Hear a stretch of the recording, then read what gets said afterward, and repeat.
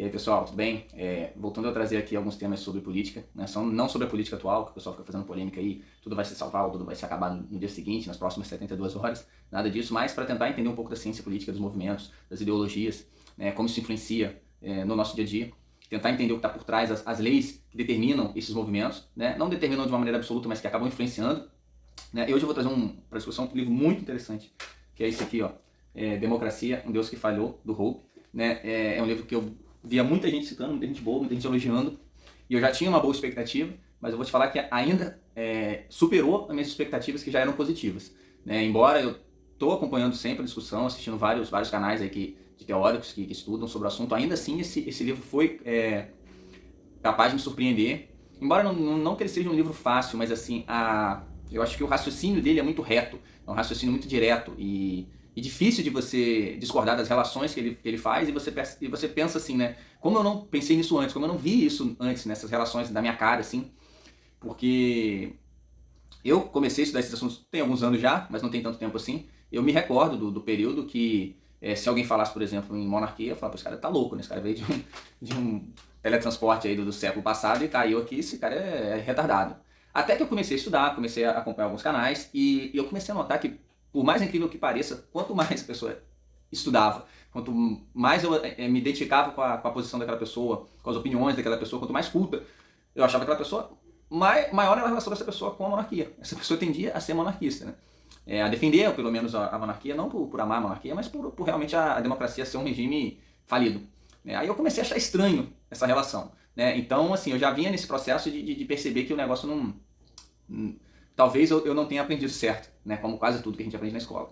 E aí foi um período também que eu comecei a ler os diálogos platônicos, né? Tô quase terminando, passei a ler um por um. E o Sócrates, sempre que pode, ele debocha da democracia, né? Então aquilo ali vai fazendo você despertar desse canto da sereia, né? Que a gente vê em todos os filmes, em todas as músicas, no ensino formal, em todas as artes, né? E tudo que a gente vê é sempre elogiando, tudo tem que ser democrático, quanto mais democrático melhor, né? Enfim, a gente fica um pouco enfeitiçado com isso. Então esse livro, sem dúvida alguma, agora foi assim, o despertar final em relação à democracia. É lógico que eu acho que isso não quer dizer que a monarquia seja uma maravilha, lógico que não. Eu acho que tudo, assim, a gente tende a ter esses ciclos, né? E a gente pensa que o que a gente não... as coisas estão sempre tão difíceis que a gente sempre pensa que o outro é o melhor, né? Eu lembro quando o Flamengo às vezes tinha o Trauco e um outro lateral esquerdo, o René. Então, sempre que estava na reserva era o bom, que tinha que entrar. E quando aquele entrava, o outro que estava na reserva que era o bom. Então, assim, a gente tem que ter cuidado com isso, né? E não achar que o sistema que a gente não está em vigor não é também a última maravilha, que tem suas dificuldades, tem seus problemas. Inclusive, o Hope faz isso no livro. Na verdade, ele faz duras críticas, tanto à democracia quanto à monarquia. Só que,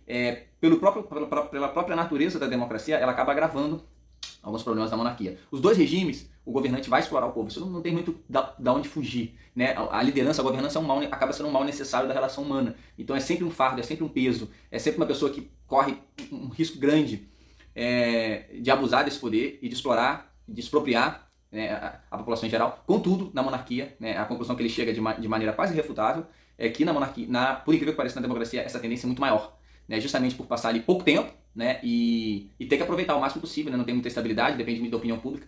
Então esse ciclo de exploração ele é muito mais rápido e muito mais cruel, por incrível que pareça, na democracia. Mas eu vou explicar melhor, tá? Estou só fazendo um breve resumo da argumentação do livro. Eu trouxe aqui uma frase do Péricles, né, inclusive que é considerado um dos grandes democratas, assim, né? Que começou a democracia lá na Grécia Antiga. Ele fala: a felicidade nasce da liberdade e a liberdade da coragem. Quer dizer, isso também tem um pouco a ver do período que a gente vive, que é o seguinte, que a gente tira de conclusão dessa frase do Péricles: se a gente perde a coragem, provavelmente o próximo passo é perder a liberdade. Se perde a liberdade, o próximo passo é perder a felicidade, né? Então é uma coisa que a gente tem que estar atento. Quer recuperar a sua felicidade? Recupere a sua liberdade. Quer recuperar a sua liberdade?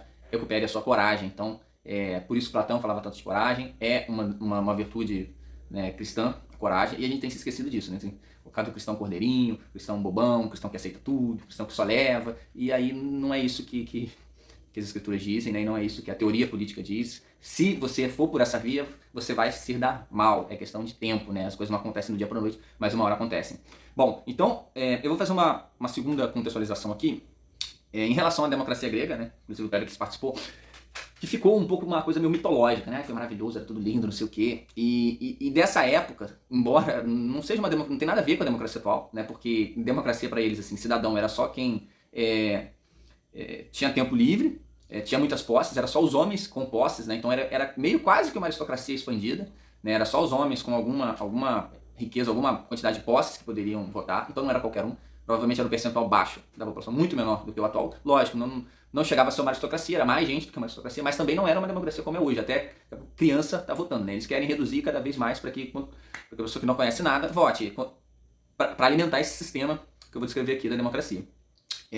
Então, essa idealização que você faz de um período que era totalmente diferente, a política era diferente, a tecnologia era diferente, a ciência era diferente, a religião era diferente, tentar congelar essa imagem ideal e transportar para os dias de hoje, você tende a formar uma ideologia, né? E aí você tenta forçar aquele modelo numa realidade que é diferente. E isso é uma coisa muito preocupante, né? Dado que a gente viu no século XX, essas ideias, é lógico que elas podem inspirar de certa forma, mas elas têm que ser aplicadas com muito cuidado e com muitas adaptações a diferentes contextos, né? Isso é fundamental. E outra coisa interessante é como, quando a gente fala democracia hoje em dia, como ela gera sentimentos opostos, né? Para alguns, democracia é você ter sua liberdade, poder ter sua casa, ter liberdade dentro da sua casa, poder ter sua família, e o Estado intervindo pouco na sua vida, né? E para um outro grupo, né? Numa mesma sociedade, democracia é quase o contrário, né? É um governo forte que vai fazer taxas altíssimas, expropriar os maiores produtores e distribuir isso para toda a população, intervir em todos os setores da sua vida, inclusive na tua família, na tua casa. Então, quer dizer, o que seria uma ditadura para um é democracia para outro, o que seria um absurdo para um é democracia para outro. Então a democracia ela acabou sendo utilizada para tudo, né? Como se ela tivesse um valor em si. A democracia ela não é um valor, gente. Quanto mais democracia, melhor. Não, a democracia é um modelo. Se aplica aquele modelo, pode ser vantajoso em alguns momentos, em outros momentos não ser vantajoso, né? Então, quer dizer, é um sistema que você tem que sentar e debater se vale a pena aquele sistema ou não, para aquele período, para aquele momento. De fato, a democracia parece garantir um certo período, né, de estabilidade e prosperidade. Mas esse período, justamente por esse aumento de taxas, aumento de burocracia, aumento de impostos, aumento de sobrecarga, aumento do Estado, você vai nesse ciclo até que você vai chegar a um caos. E aí a questão é o quanto você vai deixar esse ciclo avançar para romper. Que hoje a nossa democracia ela já está num período uma democracia doente, isso é óbvio, qualquer um sabe, ela já é. Agora a questão é o quanto tempo ela ainda vai continuar doente, continuar piorando antes de mudar esse regime. Que vai mudar, porque isso aí sempre mudou. Essas coisas, a gente acha que as coisas da maneira que a gente nasceu são eternas, mas só para quem não conhece a história. As coisas mudam, as coisas voltam com alguma diferença que a gente tem que sentar e analisar, né? Mas esse ciclo que o Platão já descreveu na República há mais de 2.400 anos, ele tende a não falhar, não falhou até hoje, e eu acredito que não vai continuar falhando, né? Não vai falhar até que Cristo volte, aí sim. Mas enquanto isso, não vai falhar, a tendência é continuar, né? Então assim, vamos ver quanto tempo a gente aguenta, espero que não muito, né? E por conta disso, por conta de ser muito popular, se apoiar muito na vontade popular, a democracia tende a ser um regime revolucionário, porque a vontade popular, a vontade da massa, ela muda igual sombra de cueca. Hoje a massa gosta de uma coisa, amanhã a massa gosta de outra, e aí o negócio muda, então, quer dizer, e aí vai gerar instabilidade, uns problemas aqui que eu vou citar da democracia. Então, isso é da natureza da democracia, tá? Por quê? Porque ela se apoia na base popular, na opinião pública, na opinião popular, né? Então a opinião popular é muito fácil de ser movimentada com uma novela, com um filme, com um jornal, enfim, você muda a opinião pública muito fácil, né? Então vamos lá, um dos primeiros pontos que ele aponta aqui é essa relação entre direito. A gente acha que direito é uma coisa sempre boa, né? Direito, quanto mais direito melhor.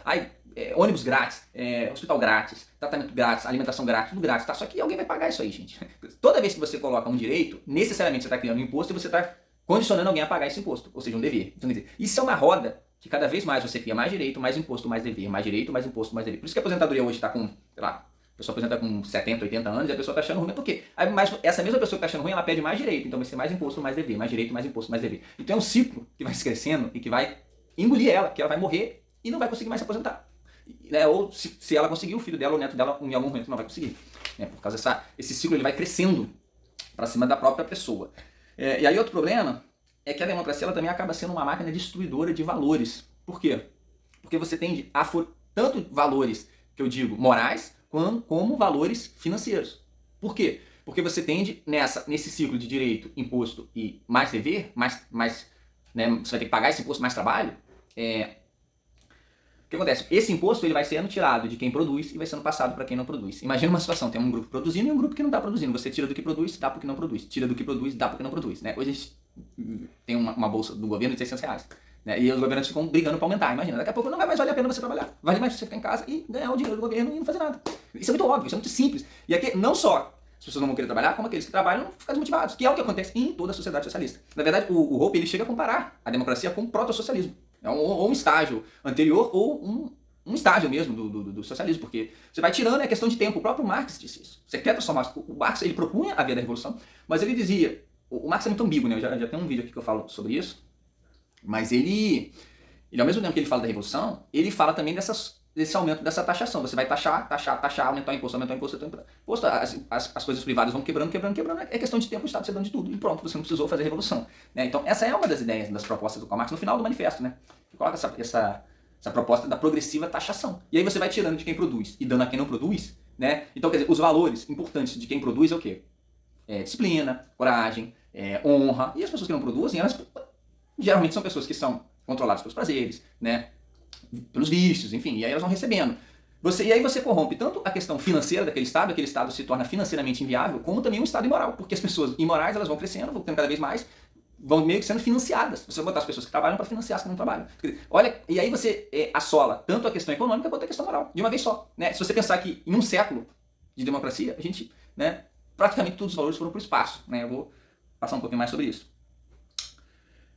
E aí, um dos pilares que sustenta isso, como eu já disse, é a aprovação popular. Né? Tudo em prol da aprovação popular. Se o governante depende da aprovação do povo, imagina, é o que acontece muito com os técnicos do Brasil. Né? Por que acho que as pessoas falam muito mal dos técnicos do Brasil? Porque o técnico depende do jogador. Se o jogador faz uma gracinha, quer mandar embora é o técnico. Como é que você vai desenvolver um trabalho dessa forma? É absolutamente impossível. O seu encarregado está te dando ordem. Imagina você comandar um grupo de empregados, de uma obra, alguma coisa assim, e os caras, em vez de você mandar neles, é eles que mandam em você. O negócio não vai dar certo, gente, pelo amor de Deus. Isso é uma coisa muito óbvia de se ver no dia a dia. O chefe, o patrão, ele tem que ter autoridade.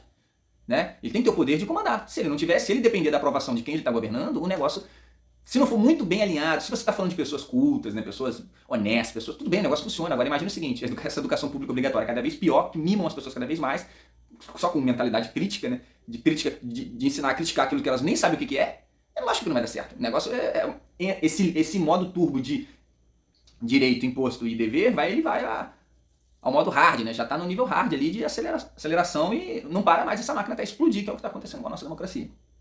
Quer dizer, primeiro ponto aqui, eu vou rapidinho levantar alguns pontos aqui agora, embora essa introdução um pouquinho longa, eu vou tentar acelerar agora o resto, porque algumas coisas eu já falei. O primeiro ponto é a cobiça, que eu coloco aqui. Eu vou ler um trechinho do Antigo Testamento, tá? Êxodo, capítulo 20, 17. Não cobiçarás a casa do teu próximo, não cobiçarás a mulher do teu próximo, nem seu escravo, nem sua escrava, nem seu boi, nem seu jumento, nada que lhe pertença. Então, quer dizer, o que o trecho quer dizer? Olha, meu irmão, é dele, não se mete. Vai buscar o teu, vai fazer o teu, vai trabalhar, vai ganhar teu dinheiro e se vira, né?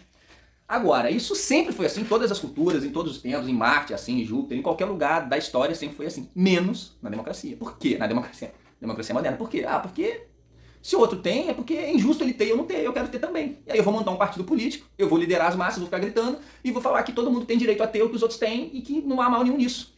Isso é lindo, não só não é feio, não é roubo, né, como sempre foi tratado, em todas as sociedades. O que o Antigo Testamento fala? O cara tá roubando, tira ele desse meio, tira ele da cidade, da muralha pra fora. Aqui não. Vai roubar você e ir lá pra fora, né? No meio social não dá pra aceitar o convívio com essas pessoas que roubam. Isso sempre foi assim em toda a história, em Marte, em Júpiter, em Plutão, em qualquer lugar. Mas nas democracias modernas não. Você cobiçar o do outro e querer o do outro no peito e na raça e botar o Estado pra tirar dele e dar pra você, isso é uma política linda, isso é justiça social. Olha que coisa maravilhosa, você transformar o roubo em justiça social. Olha pessoal, eu não estou dizendo aqui, tudo isso tem que ser... você tem que ter o meio termo, não estou dizendo aqui que o Estado não tem uma certa função social. Eu acho que tem. Eu às vezes, eu acho que eu não sou nem de esquerda nem de direita, eu sou de centro, porque o Estado tem a sua função, mas tem que ter. O problema é que a gente está muito para a esquerda. Então parece que você é de direita. Porque a gente está muito para a esquerda, parece até que você é de direita. Não é isso. Eu não acho que a gente tem que ter um Estado liberal. Não é isso. Mas também não pode ser um Estado que tira de alguém e dá pro outro. Isso é absurdo. Pro outro que não faz nada. Não é assim. Tem que ter um equilíbrio nisso daí para você não ligar uma roda de estimular as pessoas a não terem e não querer ter. Por quê? Porque o Estado vai dar. Quer dizer, isso não vai funcionar. Óbvio que não vai funcionar. No longo prazo. Óbvio que não vai funcionar. Então, naquele momento ali que você implante, funciona. Mas quando vir a próxima geração acostumada com isso, quem vai querer trabalhar, parceiro? Fala sério, né? Então, quer dizer, é lógico que isso não vai dar certo. Quer dizer, e não só não vai dar certo, esse indivíduo que era expulso nas outras sociedades, hoje ele é candidato a governante e ganha. Por quê? Porque ele está prometendo para a massa que não quer trabalhar que vai dar as coisas para ela de graça. Vai tirar de quem tem e vai dar para quem não tem, não está fazendo nada. Olha aqui, esse cara é eleito e vira governante e manda em você agora. E tira o teu que trabalhou e vai dar para quem não tem. Né? E aí, abrindo mais uma vez o parênteses para repetir, porque tem muito analfabeto funcional na internet, eu tenho que explicar as coisas muito bem explicadas. Não estou dizendo que o Estado não tem uma certa função social e que tem que fazer alguma intervenção, mas eu acho que essas intervenções têm que ser muito mais a nível de oportunidade. O Estado tem que dar oportunidade para quem quer. Não, é aquele negócio de ensinar a pescar. Ó, eu vou te dar curso, vamos dar modelos aqui para você trabalhar, para você dar um jeito, agora ficar dando de graça, ou dá e vai progressivamente diminuindo, esse negócio de dar e pronto. Não dá certo, gente, pelo amor de Deus, isso aí até um cachorro sabe. Nem um cachorro, ele cobra da cachorrinha quando ele vai dar alguma coisa para ela. Não pode ser assim, né? Tem que ter um equilíbrio entre direito e dever, como sempre foi na história da humanidade. Né? Igual eu tô estudando até um pouco mais agora sobre direito, porque você vai estudando um assunto, você vai caindo em outro, né? Tem aquele livro A Lei, ele fala o seguinte: justiça não é a justiça máxima, promover a justiça. A justiça mais verdadeira é você impedir a injustiça. Porque se você começar a querer promover a justiça por sua conta, por sua própria conta, o negócio tende a desandar, gente. Essa promoção, na verdade, eu acredito hoje, pelo pouco que eu tenho estudado do direito, que é muito menos uma questão de promover a justiça, é muito mais uma questão de não permitir a injustiça. Porque se for um lugar onde não ocorre injustiça, naturalmente as pessoas vão se organizar, vão colaborar umas com as outras. A caridade, assim, não precisa do Estado mandar e ficar dando. As pessoas sempre foram caridosas ao longo da história, gente. Não precisa tudo passar pelo Estado. Eu não preciso pegar o meu dinheiro, dar pro Estado, pro Estado dar pra pessoa que tá precisando. Eu posso pegar e dar, porra. Não precisa passar pelo Estado. Porque se eu der 20, o Estado vai ficar com 18, só vai dar 2 pra aquela pessoa. Eu posso pegar os meus 20 e dar pra pessoa, pô. É muito mais produtivo. Sempre foi assim na história da humanidade. Por que tudo tem que passar pelo Estado? O Estado tem que promover essa justiça. Eu acho que o Estado não tá aí pra promover a justiça. Ele tá aí pra impedir a injustiça. Onde tiver alguém roubando de alguém, aí ele, opa. Porque naturalmente as coisas fluem. Essas relações. Entendeu? Porque senão cai na mão de um só promover a justiça. Bom, se esse cara for uma pessoa muito boa, ótimo. E se esse cara não for? O problema é o seguinte, que todo esse modelo, da maneira que é, dependendo da aprovação popular, as pessoas que tendem a ascender são as piores possíveis. Não são as boas pessoas que ascendem. E aí você fica num ciclo vicioso que vai se afundar o tempo e vai te afundar junto, né? Então é péssimo. Então, explicada essa questão da cobiça, que sempre foi mal vista em qualquer civilização, agora não, agora é bem vista. Você vira líder de partido, vai ganhar bolsa, vai ganhar não sei o quê, e se der mole você vai ser presidente da república. A segunda questão aqui, quando tem a questão dos impostos, né? Então, quer dizer, justiça social. Vamos promover a justiça social. É justo eu tirar 30% de quem produz para dar para quem não produz. Lógico, vou tirar 30% de quem produz, vou ficar com 29% para mim, né? Fora o último item que eu vou entrar, que são juros, né? Quem está ganhando com isso. Na verdade, eu tiro 30%, eu dou 25% para pagar dívida estatal, fico com 4% para mim e dou 1% para o pobre. A lógica do Estado hoje é essa, tá, pessoal? Parece que eu estou exagerando, mas não estou. Talvez eu esteja sendo bonzinho aqui, né? Então, quer dizer, se é justo eu tirar 30% de quem produz para diminuir a injustiça, por que não seria justo eu tirar 35% então e promover mais ainda a justiça social? Mas não, 35% é pouco, eu quero 40% porque eu vou promover mais justiça social ainda. 50%, aí eu promovo mais justiça social. 60% porque a justiça social nunca é o suficiente, né? Pensando bem, 100%, vamos promover uma plena justiça social. Isso aqui vai ser, então quer dizer, eu vou tirar tudo de quem tem e vou dar para quem não tem. Mas que absurdo é isso? Que palhaçada é essa? Desde quando justiça é você tirar de quem produz e dar para quem não produz? Aristóteles já disse, isso tem mais de 2.000 anos, gente, pelo amor de Deus. Você dá igual àqueles que produziram de maneira desigual é injustiça. Você igualar o que é diferente por natureza é injustiça. Tudo na natureza é diferente, nem pega 2 folhas de árvore. Você não vai encontrar 2 folhas iguais. As pessoas também não são iguais. Elas têm necessidade diferente, elas têm produtividade diferente. E o justo é que essa natureza se estabeleça. Agora, lógico que não estou falando de exploração, não estou falando de negar a natureza humana, os direitos humanos, nada disso. Isso faz parte. É o que eu venho propondo aqui no vídeo. É você diminuir a injustiça. E não querer você mesmo promover a justiça. Senão você vai ser mais injusto do que o próprio injusto, que é o que acontece.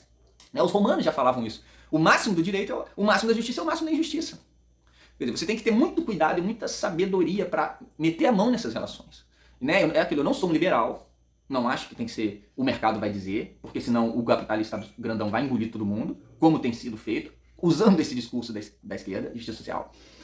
Quer dizer, eu não sou nem uma coisa nem outra. A gente parece hoje que usa o pior dos 2 lados. Por isso que eu sou de centro. Acho que você tem que ter um certo financiamento. Mas essa ajuda tem que ser moderada. Ela tem que ser para quem quer. Quem não quer, meu irmão? Se o cara não quer por ele mesmo, não vai ser você que vai ficar levando o cara nas costas. Você vai cair junto com ele. Não tem como, não tem jeito. Enfim, eu acho que essa justiça plena só Deus é capaz de fazer. Gente. A gente tem que ter cuidado para não atrapalhar. Esse é um cuidado que tem que ser feito. É aquilo que eu vou repetir mais uma vez. Não estou dizendo que o Estado não tem que ajudar. Não acho isso. Pelo contrário. Eu não sou liberal. Um cara que explica muito bem isso é o Murilo Rezende. Ele tem umas palestras no Instituto Borborema. Para mim, ele vai no ponto ali. Sou a favor de alguns perdões de dívida, sou a favor de várias coisas. Agora, não pode ser generalizado como tem sido. Quem quer vai lá e pega. Aí, meu irmão, aí quem não quer? Aí não pode ser assim. Tem que ter algum critério, tem que ter algum controle, tem que ter... Isso não pode ser à vontade, porque senão vira bagunça. Como já é uma... E o objetivo é que seja bagunça mesmo. Enfim. Se você prestar atenção, o que hoje a gente paga de imposto é muito menos do que escravos e servos pagavam na Idade Média, por exemplo. Eu lembro quando o Brasil colônia, era um quinto, né, que eu estudei na escola. Não sei se eu posso acreditar em alguma coisa que eu estudei na escola, mas eu aprendi isso aí na escola. Era 1/5. E as pessoas, que absurdo, 1/5. Hoje você paga você fica com 1 de 10, ou 2 de 10. Então, pelo amor de Deus, gente, você paga 2, 3 vezes o que os colonos pagavam. Então, não tá legal. Não tem alguma coisa aí que não tá errada. Não tá certo, né? Terceiro ponto. Propriedade é liberdade. É liberdade. Isso aí, Aristóteles já sabia. São Tomás de Aquino já sabia. E o Hope está reafirmando agora, gente. Isso é uma coisa que é um fato. Por que a gente precisa de governo? Porque é o seguinte, onde as pessoas se relacionam, não vai ser nem a minha lei, nem a do outro. Então o governo, ele media e impede a injustiça nessas relações, impede que eu roube do meu vizinho, né? Enfim, esse tipo de coisa. Agora, se eu tô na minha casa, o problema é meu. Eu não preciso do governo me dizer se eu tenho que botar o livro deitado ou em pé, porque o problema é meu, eu boto do jeito que eu quiser. Agora, se mora eu e mais uma pessoa aqui, aí a gente vai ter que negociar, né? Por exemplo, com a minha esposa, eu vou negociar ali, vamos botar assim, vamos botar assado, vamos botar uma imagenzinha aqui, eu negocio com ela, mas eu negocio com ela, não preciso do governo me dizer, entendeu? Mas por quê? Porque é minha casa, é minha, eu vou decidir do jeito que eu quero botar, o problema é meu, o governo não tem nada a ver com isso. Então, quer dizer, se você tem a sua propriedade, isso garante a sua liberdade, porque ali é você que manda. E se você não pode mandar nela, então não é sua. Igual eu tava querendo dizer, é um negócio de absurdo de botar a máscara dentro de casa, né? Sacanagem, isso é um absurdo. Quer dizer, isso é um absurdo, completo. Quer dizer, se você não manda na sua casa, então não é sua, porra. Simples assim, igual tem lugares aí que pegam um estranho e bota dentro da tua casa, determinados governos, né? Então não é sua, porra. Simplesmente, você pode até botar alguém por caridade, se você quiser botar. Eu acho até que deve botar sim. Se você puder, se você tiver um partido, bota alguém. Eu aconselho você fazer. Agora, não porque o governo mandou. Aí não é sua. Aí é deles. Eles decidem se você pode morar aí ou não. Percebe que é muito simples essa relação? A propriedade, ela é igual à liberdade. Não leva a liberdade. Ela é a própria liberdade. Porque se não é seu, acabou a liberdade ali. É muito simples essa relação. É muito óbvio. É muito banal. Entendeu? O mínimo que se espera de um governo é que ele defenda esse seu. O governo só serve para isso, basicamente. O governo surge para isso, para proteger a sua propriedade. É um grupo de famílias que, vamos nos defender aqui, o que é propriedade, porra. Agora, na sua casa tu faz o que quiser, o problema é teu. Eu vou defender. A gente se une se vier um inimigo externo, atacar a gente. O governo surge para isso, o governo serve basicamente para isso. Mas hoje não. Ele serve para tirar a tua casa. Ele surge para defender a tua casa. Hoje a função dele é tirar a tua casa e botar alguém para morar contigo. E se você falar demais, quem vai sair e vai lá para o campo de concentração de trabalho escravo forçado. Quer dizer, o negócio está completamente invertido. Não é possível a gente achar isso normal. Bom, então, mais uns temas aqui. A instabilidade. E aí, todo tipo de instabilidade. Instabilidade política. Por quê? Porque tá um governo de direita, daqui a pouco tá de esquerda. Muda tudo. Muda toda a lógica, muda a economia. O empresário, como é que sobrevive nisso aí? A lei, o que é legal também, tal coisa é proibida. É permitido? Eu posso trabalhar? Não, agora fecha tudo. Não pode, mas fechou. Entrou o governo agora que mandou fechar. O outro mandou abrir. Pode trabalhar tal horário? Não pode. Tem que fazer isso, tem que tomar não sei o quê. Pra trabalhar. E instabilidade política, instabilidade jurídica e legal. Instabilidade geopolítica, porque você estabeleceu parcerias.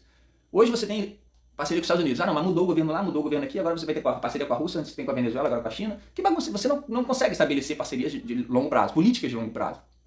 Militar também, porque você não se fortalece militarmente, você fica à mercê, né? Porque quem vai pensar em investimento militar de longo prazo, vai ter uma guerra, quer saber não. E aí, a hora que tem guerra, ou guerra ou qualquer outra crise, você tem que estabelecer um regime de emergência, porque a democracia funciona nesses casos. E por isso que tem crise o tempo todo, porque ela nunca vai prever, quer dizer, prever pode ser até prever, mas ela não vai trabalhar em função de evitar essas crises. Não, elas estão preocupadas com hoje, com agora. A crise é no futuro, deixa que o próximo vai cuidar disso daí. E muitas vezes o governo democrático se aproveita da crise, tanto politicamente, capital político, como economicamente. A gente sabe o que foi aí nessa última problema, nessa última crise que a gente teve. É dinheiro pra tudo quanto é lado, bilhão pra tudo quanto é lado. Quantos bilhões você tá precisando aí? Você tá precisando de 1 bilhão aí? Tem 1 bilhãozinho? Tá sobrando aqui, você vai querer? Quem não quer, meu irmão? Manda pra mim também, pra mim. Eu não ganhei não. Se alguém quiser mandar aí 1 bilhão numa crise dessa aí, quem não quer? Então quer dizer, distribui dinheiro pra todo mundo. Então é até bom, às vezes é bom, gente. Teve aí candidato, né, agora eleito, que agradeceu aí a crise. Ai, que bom que Deus mandou, né, isso aqui. Porque pra ele é bom, porque politicamente pra ele foi bom. É isso que é a preocupação do governante momentâneo. Né, o Roque chama de zelador. E aí a degradação moral, né, por essa lógica que eu já expliquei no início. Onde as pessoas que não produzem são beneficiadas e as que produzem são punidas, porque uma coisa é você pagar 1, 10, 5%, 10%, sei lá.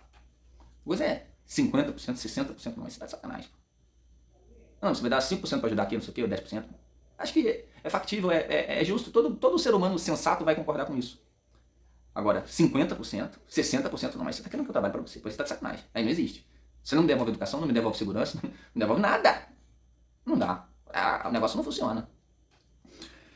Como eu falei, um século de democracia, o que aconteceu? Número de abortos maior, eutanásia, divórcio, famílias dilaceradas, tudo isso aumentou. Crime, roubo, assassinato, educação. Educação aumenta o tempo de educação, aumenta o investimento, isso aqui todo mundo quer, aumenta, bilhões e bilhões. Ah não, o problema da educação, imagina, você tem um sistema ruim educando pessoas mal. O que você faz? Você bota mais dinheiro naquele sistema. O negócio que estava mal com pouco dinheiro, com mais dinheiro ele vai ficar pior ainda, gente. Você tem que melhorar o sistema. E não ficar botando mais dinheiro numa coisa que está funcionando errado. As pessoas ficam cada vez mais tempo na escola, daqui a pouco o cara vai sair já idoso, não vai ser educado e vai ser investido milhões, bilhões, bilhões e cada vez mais dinheiro, né? E o ciclo não para. Enfim, depois que eu vou fazer um vídeo especificamente sobre essa questão da educação. Depressão, ainda alarmante. Suicídio, é porque o suicídio não se fala muito, mas cresce assustadoramente. Inflação, então, burocracia, leis, né? Tudo isso vai crescendo a ponto de você estar cada vez ter menos liberdade, menos riqueza, menos moral e, enfim, e não tem nada, não sobra nada, a verdade é essa. A solução, qual é a solução que os gênios da democracia têm proposto? Dobrar a aposta. Ah, tá dando errado? Então dobra a aposta, vamos dobrar a meta aí, pessoal. Estímulo à migração, ao multiculturalismo, bota mistura um muçulmano com não sei o quê, um cristão, mistura tudo, porque aí vai ser aquela muvuca, o Estado vai ser obrigado a mandar, né? É isso que eles querem, só mandar dinheiro e poder para eles. igualitarismo em todos os sentidos, e tudo que aquilo que for tradicional, aí não. Aí é fundamentalismo, é radicalismo. O cara que criou uma religião aqui na esquina, pode. Aí dá uma liberdade, tipo, incentivo fiscal, incentivo governamental. Agora, a religião tradicional que fundou o Ocidente, aí não, isso daí é fundamentalismo, não fala disso aí pra ninguém, porque ninguém pode saber. Tá? Essa aí é a solução democrática para isso daí. E aí com relação à monarquia. O Hope, ele não faz questão de elogiar a monarquia, muito pelo contrário. Ele fala que todos esses problemas também ocorrem na monarquia, só que ele é menor na monarquia. Basta você pensar o seguinte, uma coisa que é pública e uma coisa que é privada. Você vai cuidar melhor de qual? Você tá lá no hotel, um shampoo. Você gasta mais ou menos do shampoo que você gasta na tua casa. Que é teu, que você pagou, que se tu gastar tu vai ter que comprar outro. Qualquer coisa, uma empresa pública e uma empresa privada. Você vai ficar só um tempinho ali. Qualquer coisa que seja pública e não seja sua, o desleixo, ainda mais o governante democrático, que é temporário, ele só pode ficar um período curto. Então ele tem que aproveitar, ele tem que acelerar esse processo de exploração. Porque ele já vai sair fora. Ele não sabe se vai voltar. Pode ser que volte, pode ser que não. Então ele acelera a exploração. Acelera toda essa dinâmica. Além disso, ele depende da popularidade, que é o outro aspecto negativo. Então todo esse processo se intensifica. O monarca não. O monarca é como se fosse dele. Ele, quanto melhor tiver a economia, para ele melhor. Ele tende a... É como uma empresa, gente. Um dono de uma empresa, como é que faz? Ele não tira dinheiro da empresa, lógico que tira. Mas ele tira querendo que ela cresça. Ele não tira até que ela quebre, como acontece nas democracias. Nas democracias é assim, se tira o dinheiro até que ela quebre. Até você vai ter uma árvore de laranja. Você vai tirar tudo dela até ela morrer ou você vai tirar uma laranjinha por dia, regar, cuidar para que dê cada vez mais laranja, plantar outra. É a diferença de quando é seu e de quando não é, do público pro privado. Então a monarquia ela funciona como se fosse uma propriedade privada do rei. E ele vai passar aquilo para a geração dele. Quer dizer, ele não tem interesse de passar um negócio quebrado pro filho dele. Ele vai cuidar, vai deixar crescer, vai deixar estável. Na medida do possível. É lógico que ele também explora, gente. Não tô falando. Todos os riscos que tem na democracia também tem na monarquia. Também tem o risco de ser um desgraçado. Tem. Pode ser que seja. Mas o sistema como um todo, ele favorece aos desgraçados na democracia. Porque pro cara ascender nesse mecanismo corrupto da maneira que é, só se ele for, né, gente boa. Para não dizer o contrário. Porque se ele for uma pessoa honesta, ele não consegue ascender nesse sistema, gente. É muito simples você perceber isso. Né? Diferentemente de um príncipe que teoricamente vai ser educado e trabalhado para assumir essa questão. Agora, pode acontecer também, como já aconteceu, de não ser tão bom. Mas o fato é que, o próprio Cristo diz, pelos frutos conhecereis. Se você analisar isso um século de democracia, e aí o principal ponto, se você ver as dívidas públicas, como eu falei, que é o que consome a maior parte do faturamento estatal, e isso ninguém fala, aumenta absurdamente. Por quê? Porque não é seu, pô. O cara quer que se dane, que se exploda, ele vai sair daqui a 4 anos e que se dane, contanto que ele pegue o dele, ele tá nem aí. Agora é normal, né? O cara termina e ele vai para outro país. Eu não tô nem falando, gente. Eu nem acho que foi o caso, não, mas pode até fazer isso. Quebra o negócio e vai embora depois, foda-se, né? Se depois, de repente, volta, pega mais um pouco, ou não, vai embora, enfim. Não tem aquela responsabilidade como se fosse dele, como se fosse transmitir aquilo ali. É aquela coisa, mas que absurdo pagar uma rainha da Inglaterra para não fazer nada, para ficar ali tomando conta. Tá, mas e você pagar várias? Como se pagam várias? Quanto gasta o sistema judiciário ali, aquela Suprema, não sei nem se você pode falar na internet mais essas coisas. Quanto vale esse monte de rainha? A gente tem centenas, milhares, e depois que sai, continua pagando. Então, quer dizer, é melhor pagar uma só, pô. Se você vai roubar, que seja roubado por um só. Um cara que vai roubar, mas vai roubar com cuidado, porque é dele, vai deixar pro filho. Agora, se roubalheira geral, tá complicado, né? Todo mundo rouba um pouquinho, aí troca, rouba mais um pouco, vai, vem, aí não dá. Realmente fica complicado. E outra questão é que é o seguinte, como o príncipe, no caso da monarquia, ele tem um monopólio da exploração, ele que manda, todo mundo fica de olho nele. A cada passo que o príncipe dá, todo mundo, opa, deixa eu ver se ele não vai roubar ninguém. Deixa eu ver se ele não vai pegar ali do coitado, vamos ficar de olho. Agora, o governante é o contrário, porque ele se aproveita desse negócio da aprovação popular para expropriar cada vez mais aqueles que produzem para dar para os que não produzem, e todo mundo aplaude. Justiça social, que coisa maravilhosa, vamos dar glória à justiça social. Né? E, pessoal, só fechando aqui, se você tiver alguma dúvida desses pontos que foi aqui abordado, leia a República de Platão. Ele faz essa análise dos regimes e ele já fala tudo o que acontece na democracia ali. Ele já fala que é o regime da libertinagem, onde as pessoas só querem prazer, só querem... É o ápice do declínio. Uma das coisas que o Hope fala é o seguinte, democracia é sinal de declínio social, onde as pessoas só querem o prazer, não querem mais nada. Os filhos mandam nos pais, os alunos mandam nos professores, que é o que a gente vive. Não tem respeito, não tem anarquia, não tem ordem, não tem justiça, não tem nada. Quando não vai sobrando mais nada, aí você chega na democracia. Até que ela vire uma tirania. Né? Que é o que a gente já vive hoje. A democracia hoje é só de fachada. Né? Então, até que ponto a gente vai continuar esse declínio antes de fazer o que é necessário? Eu não sei, parceiro. Não estou dizendo que eu tenho a solução não, que eu sou bonzão não, nada disso. Eu só estou apontando aqui o que eu tenho estudado sobre o assunto, trazendo alguns pontos para discussão. Né? Todo mundo é passivo de discordar. É um cuidado que a gente tem que ter. A gente não vive uma monarquia há muito tempo, não dá essa impressão que ela é muito boa, então acho que a gente tem que ter um pezinho atrás também, tem que ter um cuidado. Embora muita gente fala, né, o próprio aquele Democracia Coroada, do João Camilo de Oliveira Torres, o sistema que era antigo aqui no Brasil, no Império, era um regime bem equilibrado, né? que é o que o Aristóteles acaba propondo, São Tomás, enfim, os próprios romanos implementaram um tempo, que é um mix, né? Você tem um poder central, mas ele não intervém muito, você tem uma certa aristocracia e também uma participação popular, que é o regime misto, né? Que era muito próximo do que a gente tinha aqui no período do Império. Mas enfim, isso é tudo muito complexo, enquanto isso não voltar, a gente sempre vai ter problemas, por isso que a gente tem que ficar de olho, né? Então, na monarquia a gente tende a ficar de olho, porque sabe que o príncipe está ali, ele pode explorar, ele tem o poder para explorar. Agora, na democracia, o cara acha que está participando, ele vai lá, vota naquele negócio lá, ninguém sabe nem para quê, né? Só para cumprir tabela, só para manter o rito, porque fora isso, né? Ninguém garante nada ali. E a exploração rola solta, porque aí tá assinado embaixo, porque todo mundo quis, não foi só aquele cara que quis. E nessa de que todo mundo quis, aí é que o negócio vai ladeira abaixo mesmo. Beleza, pessoal? Então, foi esse o recado de hoje aí, fica ligado aí. Eu vou pedir pra você curtir, compartilhar aí se te ajudou, comentar, e forte abraço, até a próxima. Tchau, tchau.